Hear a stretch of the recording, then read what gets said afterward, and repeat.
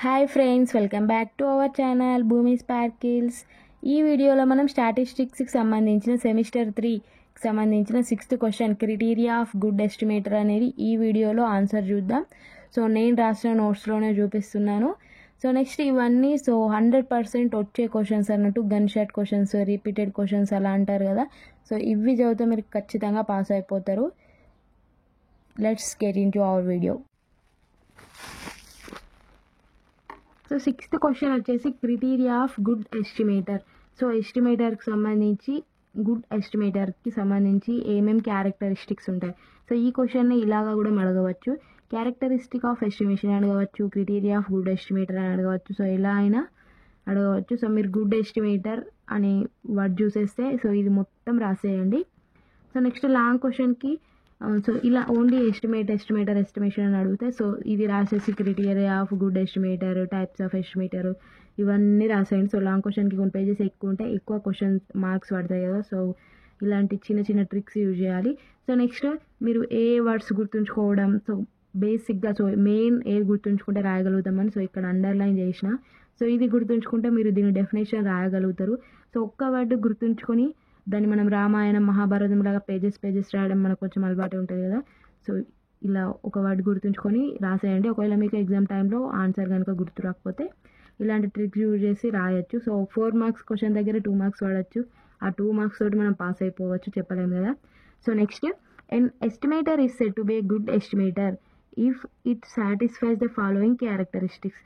ఒక ఎస్టిమేటర్ అనేది గుడ్ ఎస్టిమేటర్గా చెప్పొస్తుంది.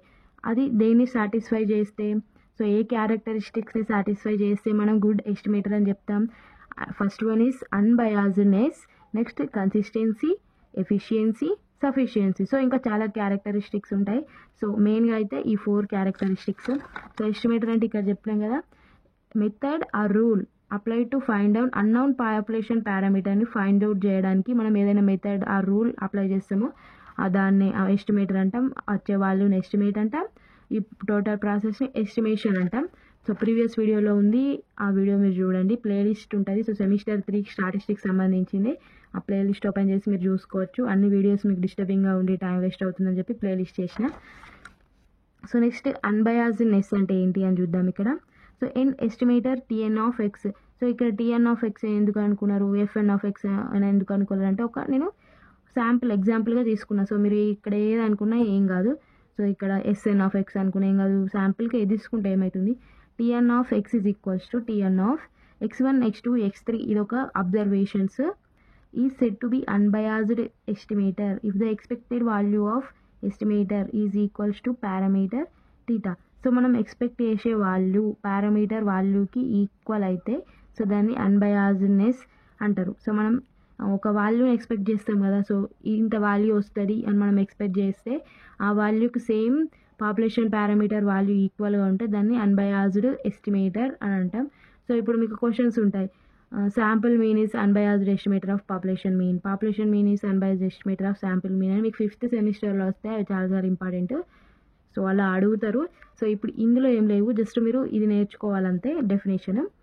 సో ఇందులో ఏం లేదు. Unbiased estimator if the expected value of estimator is equals to parameter theta. So పారామీటర్ని మనం టీటా అనుకుంటే ఈ టీటా వాల్యూకి మనం ఎక్స్పెక్ట్ చేసిన వాల్యూ ఏదైతే ఉందో అది ఈక్వల్ అని ఉంటే అన్బయాస్డ్ ఎస్టిమేటర్ అని మనం చెప్తాం. సో ఇక్కడ ఏదైతే ఇలా అండర్లైన్ చేసి కొంచెం స్పెసిఫైడ్గా కనిపించేటట్టు చేసిందో సో ఇది గుర్తుంచుకుంటే మీరు ఎగ్జామ్లో దాన్ని ఇంకా లాంగ్ గుంజుతూ రాయొచ్చు. So next, an estimator consistency చూద్దాం.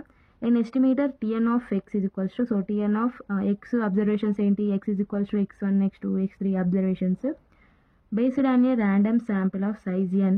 It is said to be consistent estimator theta if it converges to population parameter as sample size increases. So మనం ఇక్కడ గుర్తుంచుకోవాల్సిన వర్డ్ ఏంటి అంటే converges to population parameter as sample size increases. So sample size increase అయిన కొద్దీ population పారామీటర్ని కూడా అది convert చేస్తుంది. సో దానికి ఈక్వేటింగ్ చేస్తుంది. ఇప్పుడు మనం ఫస్ట్ ఒకదాన్ని కనుక్కున్నాం, శాంపుల్ సైజ్ చిన్న ఉన్నప్పుడు కనుక్కున్నాం. సో శాంపుల్ సైజ్ ఇంక్రీజ్ అయినా కూడా అదే వాల్యూ ఉంటే రాంగ్ అయిపోతుంది కదా. సో అట్లా కాకుండా పారామీటర్ వాల్యూని కూడా శాంపుల్ సైజ్ ఇంక్రీజ్ అయితే పారామీటర్ వాల్యూ కూడా చేంజ్ చేస్తూ ఉంటుంది. సో దాన్ని కన్సిస్టెన్సీ అంటారు. కన్సిస్టెన్సీ అంటే మామూలుగా ఏంటి మీనింగ్, కన్సిస్టెంట్గా అంటే స్థిరత్వంగా ఉండడం. సో ఇంత డిఫరెన్స్ లేకుండా స్థిరత్వంగా కన్సిస్టెంట్గా ఉండడం. ఇక్కడ కూడా అంతే.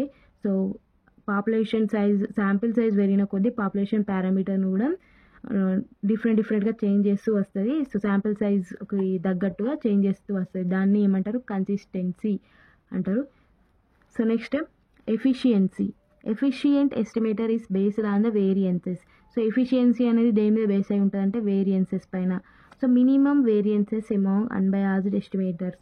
సో ఇక్కడ పీడిఎఫ్ అంటే probability density function and PMF అంటే ప్రాబబిలిటీ మాస్ ఫంక్షన్. సో ఇవి రెండు అన్బయాస్డ్ ఎస్టిమేటర్స్. సో ఈ రెండు అన్బయాస్డ్ ఎస్టిమేటర్స్ అనేవి వేరియన్స్ అనేది ఒకటి కంటే వేరేది తక్కువ ఉంటుంది. సో మినిమం వేరియన్సే ఉంటుంది అన్నట్టు, కొంచెం వేరియన్స్ డిఫరెన్సే ఉంటుంది. So efficient estimator is based on the variance. So efficiency అనేది దేని మీద బేస్డ్ అయి ఉంటుంది అంటే వేరియన్సెస్ పైన. సో మనం 2 వేరియన్స్ తీసుకున్నట్లయితే PDF probability density function and P of ఎక్స్బిఏ ప్రాబబిలిటీ మాస్ ఫంక్షన్. ఇవి రెండు మనం అన్బయాస్డ్ ఎస్టిమేటర్స్ అనుకుంటే వీటి రెండింటి మధ్యలో ఉండే వేరియన్స్ అనేది మినిమం ఉండాలి. సో ఎక్కువ డిఫరెన్స్ ఉండకుండా మినిమం వేరియన్సే. సో ఒకదానికంటే ఒకటి కొంచెం తక్కువ ఉంటే దాన్ని ఎఫిషియన్సీ అంటాం. సో మీరు ఈ ఆన్సర్ నోట్స్లో రాసుకొని లేకుంటే ఒక 2-3 టైమ్స్ అట్లా రీడ్ చేస్తే మీకు అర్థమవుతుంది. So sufficiency.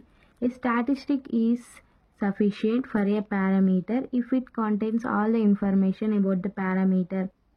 సో పారామీటర్కి సంబంధించిన వాల్యూస్ మొత్తం, ఇన్ఫర్మేషన్ మొత్తం శాంపుల్ డేటాలో ఏదైతే ఇచ్చారో అదంతా ఉంటే, సో అదంతా కలిగి ఉంటే దాన్ని సఫిషియంట్ ఎస్టిమేటర్ అని, గుడ్ ఎస్టిమేటర్ అని చెప్తాం. So next types of estimator. So అక్కడ చెప్పిన కదా పాయింట్ ఎస్టిమేటర్ అండ్ ఇంటర్వెల్ ఎస్టిమేటరే కాకుండా so criteria of good estimator పైన డిపెండ్ అయి కూడా సో 3 ఉంటాయని. Maximum likelihood estimator and method of moment estimator, Bayesian estimator. So ఈ 2 అనేది మనకు సిలబస్లో ఉన్నాయి. ఇవి నెక్స్ట్ చాప్టర్లో యూనిట్ 4లో వస్తాయి. సో యూనిట్ 4లో మ్యాక్సిమం లైక్లీహుడ్ ఎస్టిమేటర్ అనేది మనకు గన్ షాట్ క్వశ్చన్లో ఫస్ట్ 1. సో నెక్స్ట్ వీడియోతో మనం అన్ని యూనిట్కి సంబంధించి మన ఛానల్లో వీడియోస్ పోస్ట్ చేయబడతాయి. అండ్ ఎగ్జామ్ సంబంధించి ఇవన్నీ గన్ షాట్ క్వశ్చన్స్. సో మీరు మన ఛానల్ని ఫస్ట్ టైం చూసినట్లయితే లైక్ చేయండి, సబ్స్క్రైబ్ కూడా చేసుకోండి. And thank you.